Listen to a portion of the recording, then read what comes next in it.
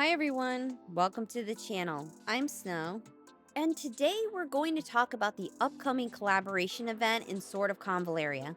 As I said in my prior video, I would discuss the collaboration details in another video, so here we are. If you want the full details for Sword of Convalaria's first anniversary events, you can check out my prior video. I'll be putting a link in a pinned comment for you down below. So you can check that video out if you're interested in all of the first anniversary events. But in this video, let's go over the collab details, and hopefully, this can help you make some decisions moving forward. During the global anniversary livestream, they announced the Sword of Convalaria Delicious in Dungeon collab, which we pretty much knew was coming because that was the collaboration event that was run on the Chinese server. For those of you unfamiliar with this anime, Delicious in Dungeon, the general synopsis of the story is that it's about a group of adventurers as they navigate an endless dungeon to find a missing sister. The series is known for a couple of things. It has a really unique cooking-themed fantasy plot, a heartwarming atmosphere, and its diverse character representation. So it makes sense that the developers for Sword of Convalaria are using Coco with her own cooking theme to tie together Sword of Convalaria's collaboration with Delicious in Dungeon. I think it's a brilliant idea, and it's just a perfect way of tying this collaboration together with the game, without it seeming like they're forcing two random ideas together, like so many other gacha games do. I think the character designs for the Delicious in Dungeon collab fit well with the character designs and art style used in Sword of Convalaria. I would say Sword of Convalaria also has a very diverse pool of characters, so I think this is a great match for a collaboration, and I can also see the potential for so many other collaborations as well. So for those of you who like collabs, I think this game has a lot of potential to collab with so many other animes and games. The Delicious in Dungeon collab is a part of their anniversary celebration events, but the collab is set to start later in August. According to the anniversary livestream, the collab is set to start on August 29th, so it's quite a ways away. But I actually think this is a good thing, because with SP Anana's banner coming out, you're going to want time to collect more summons again before the collaboration event gets released in the game. And trust me, you'll want to be ready because there's multiple collab character banners. So the more time you have to collect summons and save, the better, especially if this collab is something you're extremely interested in. So the fact that this collab is starting on August 29th is actually really good because it means that you can complete all of the anniversary events to collect even more summons leading into the collaboration event. So if you're really interested in this collab, you won't want to put yourself at risk of missing out on getting these characters. And unfortunately, like just about every other gacha game, the Delicious in Dungeon event with Sword of Convalaria is a one-and-done event, meaning once the collab character banners are over, you won't be able to summon those characters unlike the other debut characters which are added to the summon pool. The collab characters will not be added to the summon pool, so if you don't summon the collab characters during the event, you won't be able to get them, unless they rerun the event in the future at some point. But most gacha games don't really rerun collabs, so if you want to have the collab characters as a part of your collection, you need to make sure you have enough summons saved up to get them.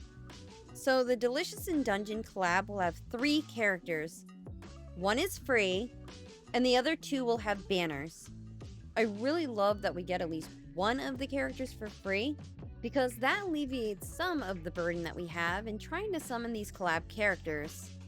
The free character we can get is Senshi, and he's a breaker type character. The good thing is, one of the collab events lets you get shards for him to completely star level him up. So all you need to do is complete event quests to get the rewards. And there's a bunch of other rewards mixed in as well. This is the event that was run on the Chinese server with this collaboration, and I'm pretty certain they're going to do the same thing again. It's really great to get a fully maxed out legendary character, especially for free. That's an amazing addition for any account. I mean, this is an additional character that you'll have for Universal Derivation, or any other event or content where you need a lot of characters. And this is going to be a great pickup for newer players as well, because it's going to immediately strengthen your account. It's giving you another legendary you'll have access to complete all kinds of events and content in the game. As for the other two characters, you will have to summon for those. So both Marcial and Fallon will have banners. And on the Chinese server, the banners were separate, so they're not on the same banner. On the Chinese server, Marcial's banner was first, and then Fallon's banner was run after Marcial's banner.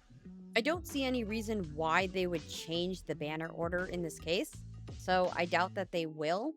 But we'll get the specific details of when these banners are going to be run and the exact dates as we approach the 29th of August.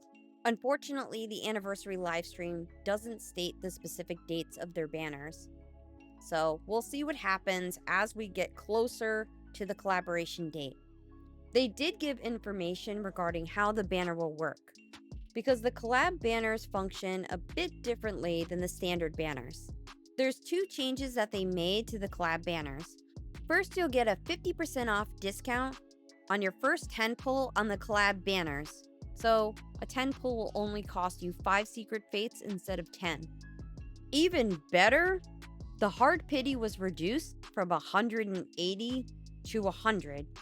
So the guarantee to get the collab characters is only 100 summons, which is honestly amazing, especially considering there's 2 collab characters. It makes it a little easier to try to pick up both of these characters.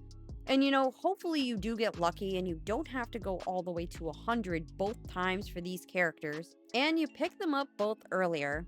If you want to guarantee both of these collab characters, you'll need to have at least 180 summons. And that's a lot of summons, especially considering SP and Nana is a must-get kind of character. So you really should get in and try to do as many of these anniversary events and all of the events that are going to be run in August, so you can stockpile as many summons as possible going into this collaboration event, especially if you want these characters for your collection. The pity will carry over from one collab banner to the next. So if you summon for Marcial and don't get her, those summons will carry over to Fallon's banner. The collab characters themselves are good, but they're not broken or busted. So if you missed out on getting these characters, it's not necessarily going to destroy your account. There's also other events attached to the collab. So there will be a collab story and rewards like Secret Fates and a special frame.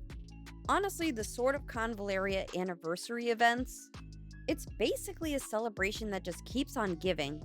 August is filled with anniversary events, and then September is going to be the collab events.